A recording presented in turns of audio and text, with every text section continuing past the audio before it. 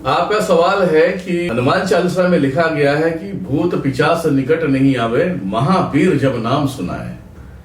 और मैं आप सभी को कहता हूं कि भैया पिशाच जो है कि ये हनुमान जी नहीं निकालते। पिशाच महादेव के ही गण निकालते हैं और महादेव ही समझ लो, पिशाच इनसे ही निकलते हैं। तो मैंने जो बोला है उसे मैं आपको समझा सकता हूं।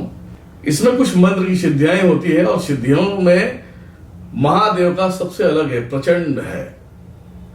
क्योंकि ब्रह्म पिशाच को निकालना हर किसी के बस की बात नहीं है। मैं कहता हूं कि आप जय श्री राम बोल दो, हनुमान बोल दो, नारायण बोल दो, अगर ब्रह्म पिशाच निकल गया तो इस फील्ड को छोड़ के चले जाऊंगा मैं। ये ध्यान में रखना। वो शांत हो जाएगा, सम्मान करेगा वो। ऐसा नहीं कि ब्रह्म पिशाच के पास दिमाग नहीं हो, राम भगवान के नाम पे भी शांत रहेगा।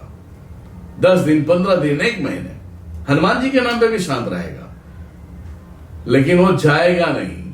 ये ध्यान में रखो। इसलिए हमने कहा है कि जो भूत होता है वो हनुमान जी के अंडर में होता है।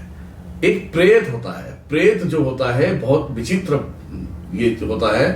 प्रेत हमेशा अपनी गिरी करता है।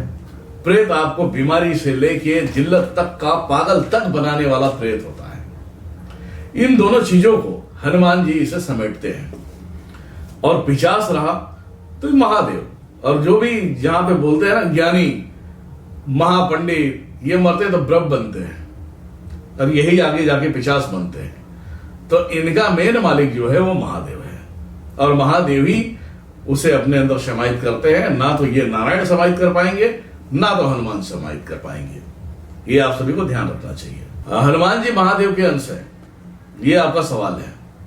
तो मैं आप सभी को कह दूं, महादेव महादेव है या महादेव महादेव पूरे, पहली बात तो अंश अपने अंश स्वरूप में जाते नहीं है।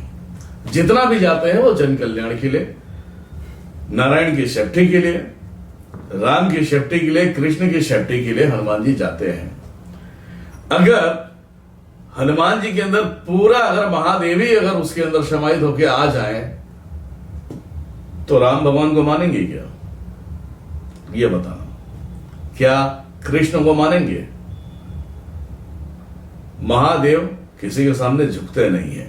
हाँ, अपना स्वरूप दे देते हैं कि जब जरूरत आया सनातन सत्यता के लिए वो स्वरूप धारण करके श्रृंगार कर दो, परंतु पूर्ण स्वरूप देते नहीं किसी को। इसीलिए उस स्वरूप को हर जगह पे हर तरीके से माताओं को सम्मान देना पड़ता है। वॉचमैन बन के खड़ा रहना पड़ता है, द्वारपाल बन के खड़ा रहना पड़ता है। क्योंकि महादेव ने ही ये सब सारी क्रियाएं स्टार्ट किया है। उनको ही पता है कि हम द्वारपाल बनने के योग्य हैं, जो देवी बैठी उसकी रक्षा कर पाएंगे या नहीं। तो ये सब सारी चीजें धार्मिक बातें हैं। जो भी सवाल हैं उसी तरीके से करें आप, और डिटेल में जाएंगे तो फिर यहां का वहां हो जाएगा, फिर समेटना मुश्किल हो जाएगा। ठीक है।